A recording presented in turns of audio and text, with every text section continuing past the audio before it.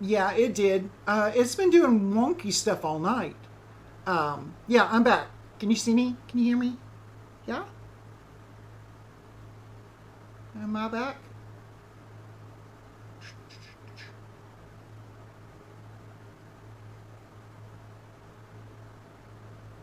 Medusa, can you see me? Yes, you see me. Okay. We were talking about perler art real quick. Now, the press that she has is something, it's like a Cricut press. Um, I don't have one of those. I still have to use the iron. But she she did say something that I didn't know. Like when the kids were little, I would press press it with the iron, and I would move the iron around, and I realized that actually will move the beads. I hadn't really thought about it, even if it was moving a little bit. It was for the kids, and so I didn't really think about it. But I'm much more careful now about putting that on there.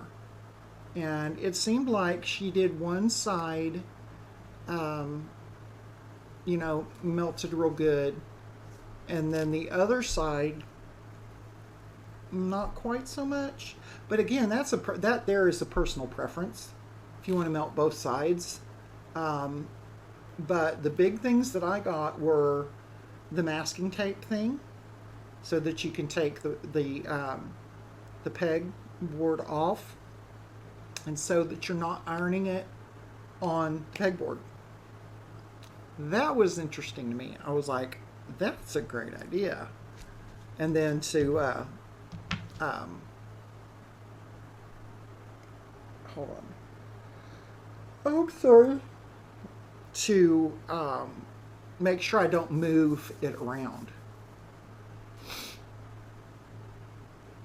Yeah, that's what I understood. Now I did do it once or twice actually.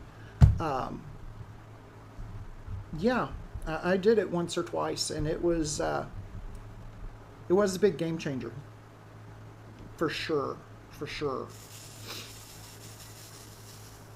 Okay, yeah. Let me see. So you have seen diamond painting before. Have you done diamond painting before?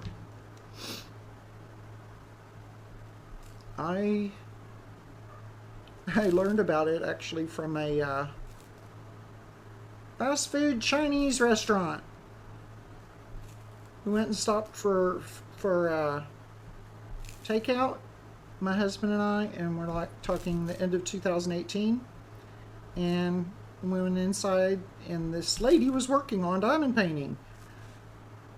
But we're talking this monster size diamond painting. It was ginormous. It was huge.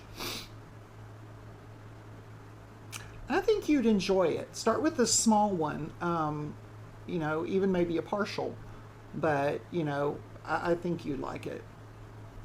But they have them like when I started, they weren't really even a lot of them in the retail stores like Michaels and Hobby Lobby. There weren't very many at all, um, and so over time you know the hobby kind of exploded. Um, yeah, I'm sorry, I got the sniffles. Um, but yeah, it's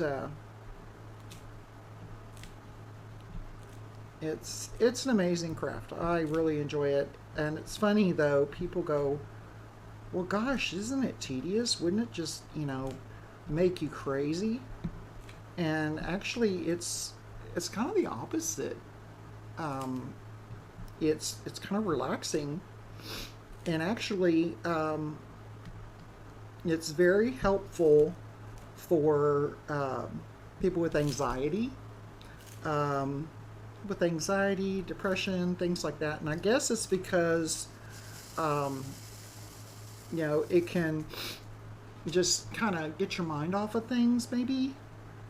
I guess. You know, for me, yeah, it gets my mind off of things, and it's very, very relaxing. If you'll excuse me for 1 second here.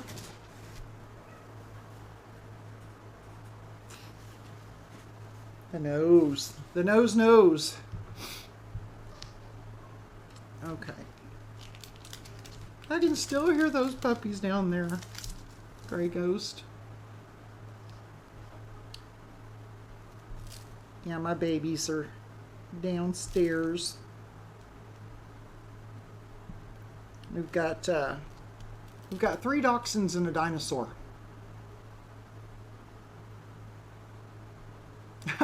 Yeah, I can see Perler calling to you. Yes. Yeah, I thought it was really cool. I got a couple of sets, like little kiddo sets at Hobby Lobby, and they were like flowers and gnomes, and flowers and gnomes. Actually, it was the gnomes and stuff were one set, and then the flowers and something were another set. Paper theaters. What are paper theaters?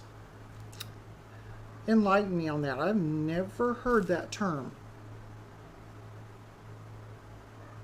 That'd be really interesting to know.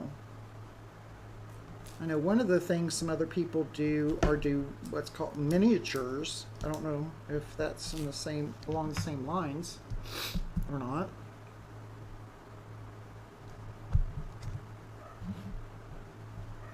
Okay.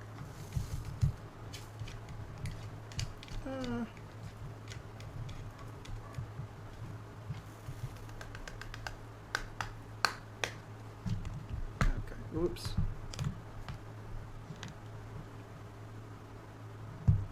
No, no, no, no, no, no. No. Yep, I sure did.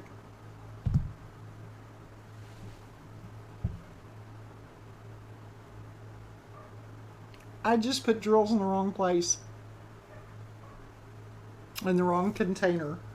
I might be able to fix this pretty easy though.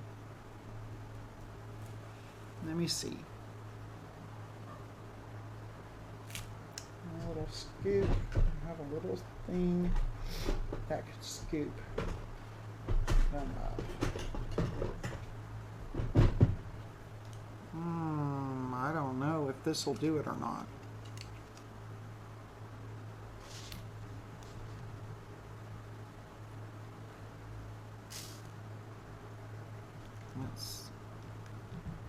Let me try. Oh, no. I did not. Actually, yes, I did. Definitely did. Well, that's going to be fun. I had to pick out 2 different grays out of that. Yep. That's going to be fun. Believe it or not, yeah, they're 2 different grays. Do you have anything else that might help me to do that? Have any Legos that would help me? I don't know, maybe. This might. You know, just one of those things. There's not a lot, but I'll just go through them and, you know, I'll just go sift through them. It happens. It happens.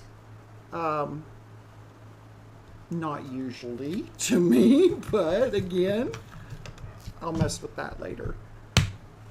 But no, I'm not immune to it. That's for sure. No matter how long I've been doing this, no one's immune to mistakes. So, yeah.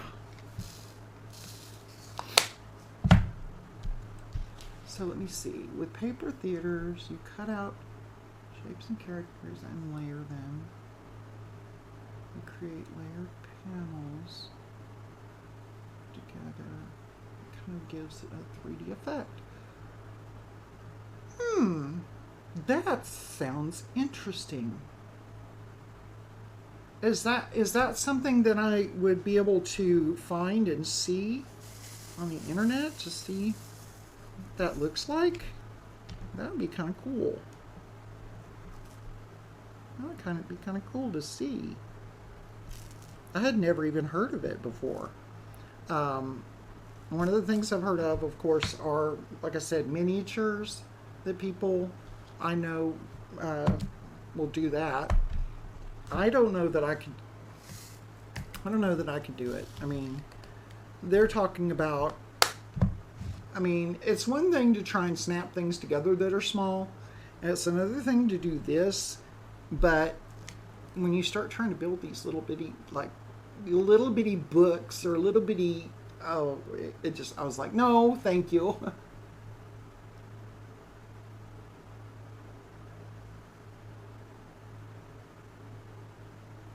Wow. Okay, that sounds amazing. Japan the stat. Oh my gosh. That's neat. That is really neat. Ah, another rabbit hole. Another rabbit hole I might fall down. Yeah, that's it's too funny. Okay, these are the wrong ones. This.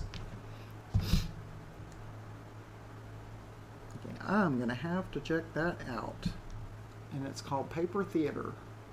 Is that what is that right? It's called Paper Theater.